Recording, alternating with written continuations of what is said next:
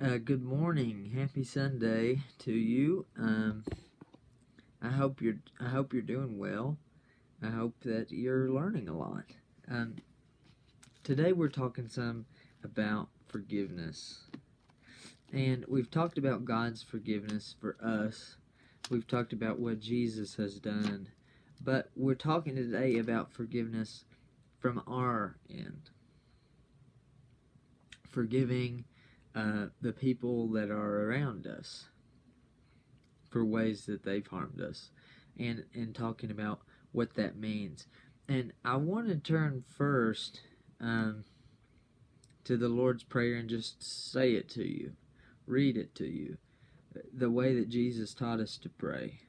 And then I want to talk about a couple things in that, and then talk about what forgiveness means for us. So we'll go there right now. It's in chapter 6 of Matthew, and I'm looking at verse 9. Jesus said, "Pray like this: Our Father in heaven, hallowed be your name. Your kingdom come, and your will be done on earth, just like it is in heaven. Give us this day our daily bread, and forgive us our debts, as we forgive our debtors. Forgive us as we forgive. And lead us not into temptation, but deliver us from evil."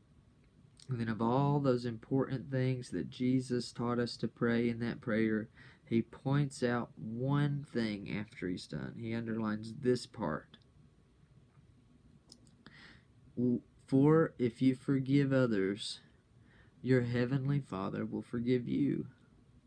But if you do not forgive others their trespass, neither will your Father forgive your trespass." It's a very convicting couple of verses. It's a very convicting, and it puts a lot of responsibility of us to say that prayer. Right? Forgive us in the same way that we forgive others.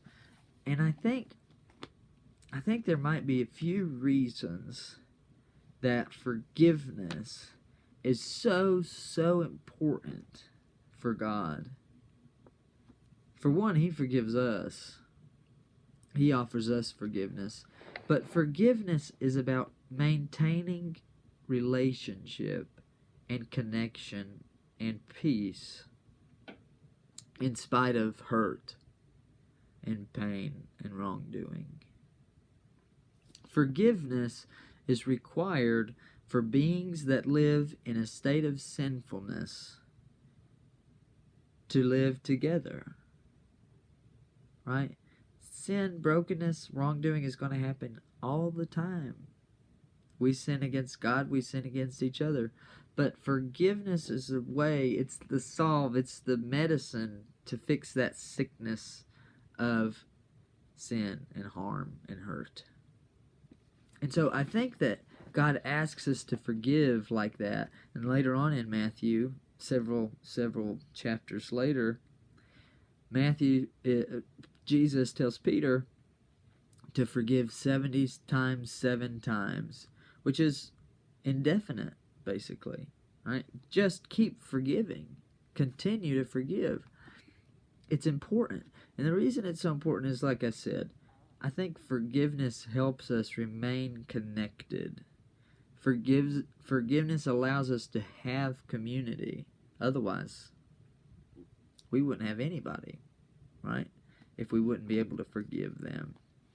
I think something to it also is that when we forgive, we're becoming like Jesus. And a major purpose for our life is for us to be conformed to the image of Christ. Forgiveness is this middle ground between what's wrong and what's right. And so if we can forgive others, we become more like Jesus, and we receive his forgiveness more abundantly. Quickly, I want to talk about what forgiveness isn't, though. Especially when we look around there's a lot of harm to be forgiven.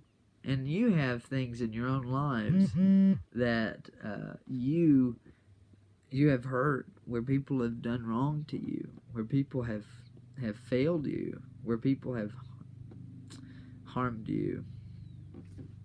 And so I need you to know that forgiveness is not giving a thumbs up or approving of harm that's been done. Forgiveness is not pretending that what's wrong isn't wrong, right?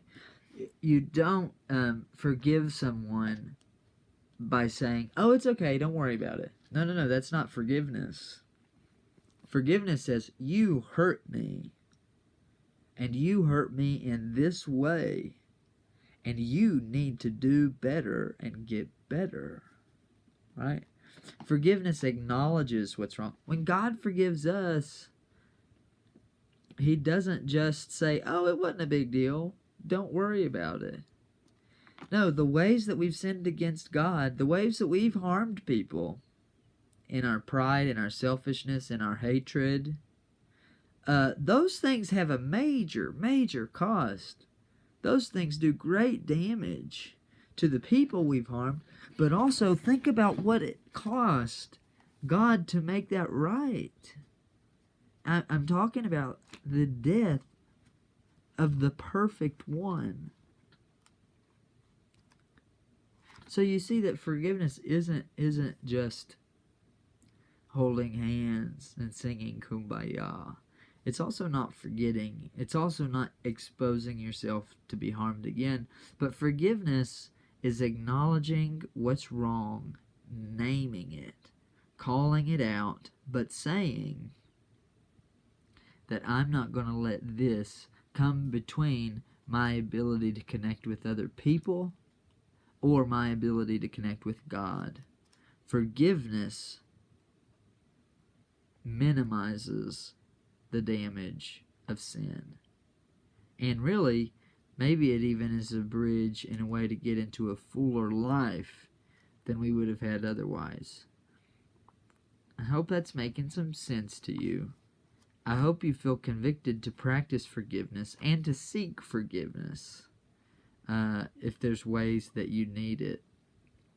We can become like Jesus through it, and honestly, it's a requirement for human society for us to be able to live.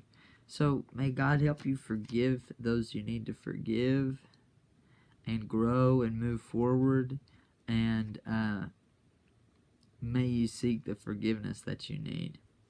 I love you very much, and I am excited about seeing some of you in a little bit. So take care, and I'll talk to you later.